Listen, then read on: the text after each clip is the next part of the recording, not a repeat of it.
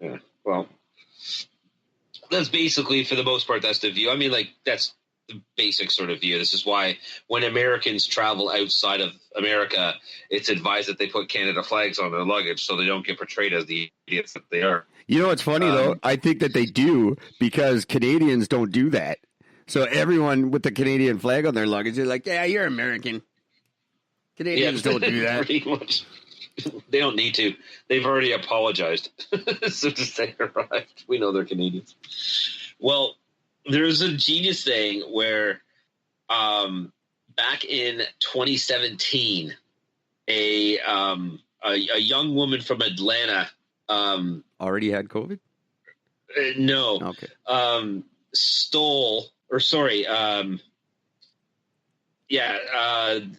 She was in Rome, and she stole a piece of marble from Italy at the actual National Roman Museum. And what was genius about it is that she sent it back with a note apologizing for being, quote, an American asshole. Fair enough. I'm just like, that's amazing. That is so good.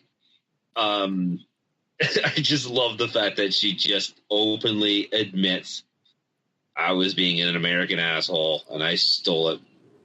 It's just so good. I think for the most part, Americans must understand what they are.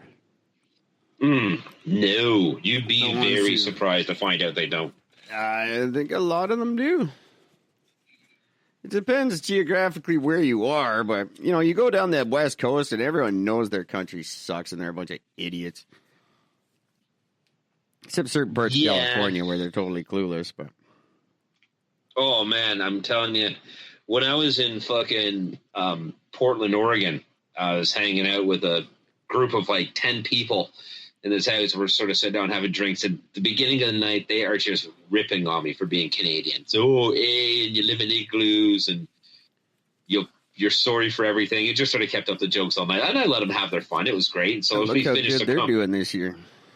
Right? Well, the best was after they had some fun, I say, hey, let me ask you guys a question.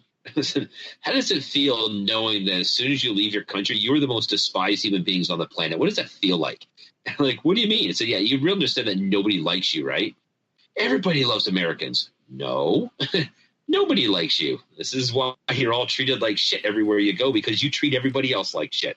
And we had this big conversation. These guys literally actually believed that the whole world just loves Americans and Americans are the greatest. They have no idea that countries that have big tourism fucking hate them.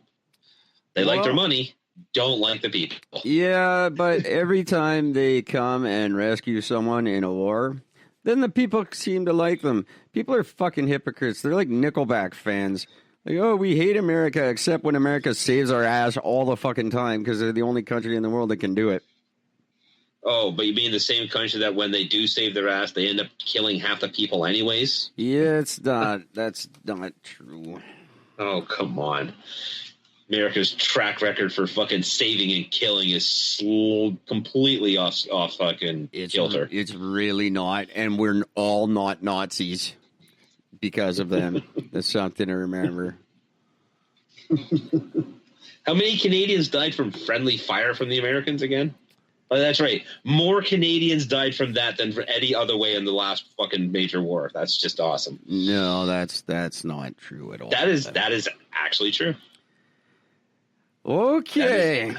Look it up, my friend. That is actually true. I'm not going to look it up right now because I hate when we do that on the fucking show. We talked about the monolith in Utah? We did. Well, a new one has popped up in Romania. Oh, goody. And it's already disappeared. Well, of course it has. This is it's like crop circles. Who gives a crap? At least crop circles were interesting. Someone's trying to start some shit. It's probably a 5G fucking prank, so we all get excited about 5G when it comes out. Maybe. I don't know. I just think it's genius. I mean, the one that was up in Utah, I mean, like, it was sheet metal that was, or steel, whatever it was, but it was nice and smooth. This one that went up in Romania, you can still see all the grind marks where they grinded it to make it smooth. They didn't even try to make it look nice. Well, no. That's kind of funny. And these things just get worse and worse. Someone will figure it out. What was after the crop circles? There was another one after that. I don't remember. I don't remember what was after the crop circles. I can't remember. I just remember them just being all the rave. Oh, they were the rave, all right. I thought they were cool. I wanted them to be something. But no. Crop circles were pretty cool, but no. Unfortunately. So, yeah, I don't even know what to say about this next one other than to the little town. I don't even know what you are. Are you a town? What is this place? It is, fuck it. We're just going to call it a town. The town of Deco, Cambodia. Oh, so when was your Yes. when was your thing about the more Canadians were killed by friendly fire than in the most recent war? Oh, it was the Afghan war, the one that was in Afghanistan? Yeah, or Iran, one of those two. 4 Canadians were killed by friendly fire, and 158 died in the war. So your numbers are a little off. Nah, I'm pretty sure I'm still right. Maybe I just had the wrong war. 4 and 158 is a big difference there. Anyway, so we're talking about what town? Deco, Cambodia. Oh, yeah. I like that place. A little town. It's a little village, little tiny village. Well, they are doing their damnedest to try to not get COVID. So what they've done is they are putting all their marbles into one basket, and they have put up scarecrows. That will definitely work, and I think everybody should do that.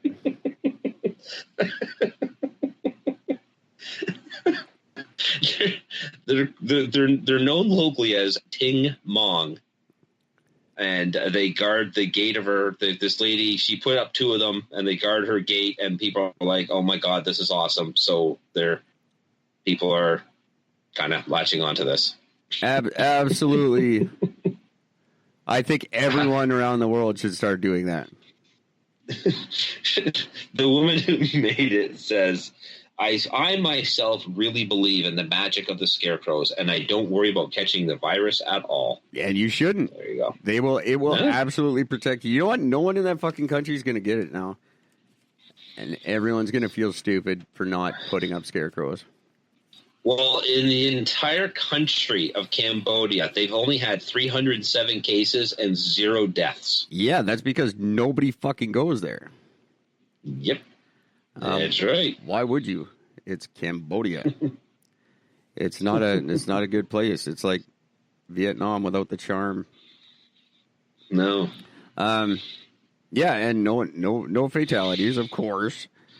At least they're they're the only ones being honest. Yeah. Way to go, Cambodia. It's because nobody gives a shit about the country, so I'll let them be honest. We don't care. No, they've got real problems. Nobody will believe them anyway. Yeah. Anywhere with real problems doesn't have COVID. If you just look at the numbers, no one's dying of COVID in anywhere where there's like something worse to worry about, which is almost everywhere. This is becoming a very, very first world problem very quickly.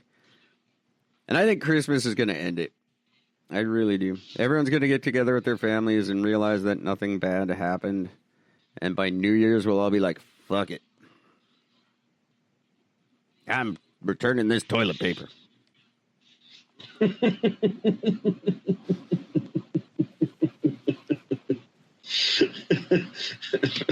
Oh, fucking hell. I'm returning this butt wipe because Cambodia. Because Cambodia. Or turn your toilet paper into a scarecrow. That should be a fun New Year's thing. We all have big toilet paper scarecrows out to celebrate the New Year's. Oh. That might work. But they're not scarecrows, they're scarecrovids. Scarecrovids. Yeah. That's a good thing. That's awesome. I like that. That's right up there. I should start selling those along with my wreath of cons. I will love that until the day I die. My Star Trek Christmas decorations, the wreath of con.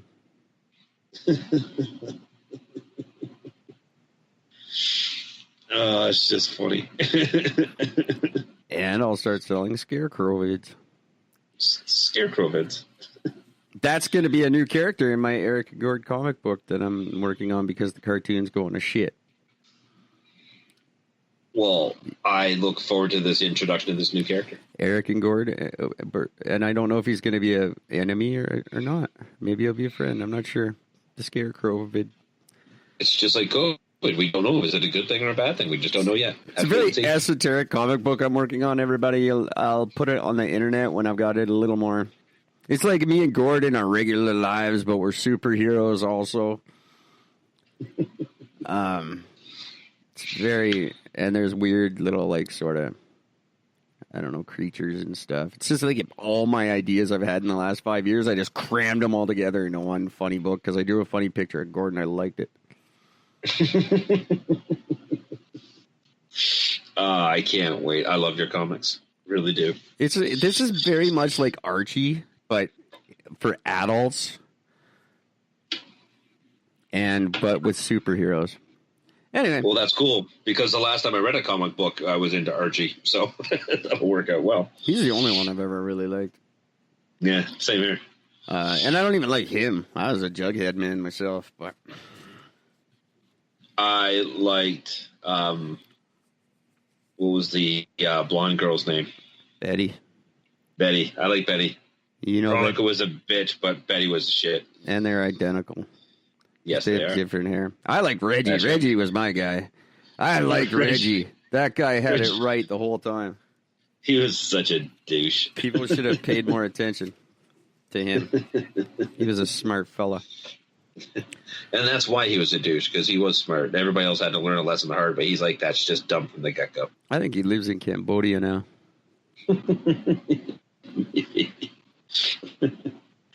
Oh, man. So... Did you hear? I don't know if we ever talked about this in the podcast or not. Tokyo created that massive 60-foot robot that can walk and move its arms. No. Did you hear about this thing? No. Okay. Well, it was.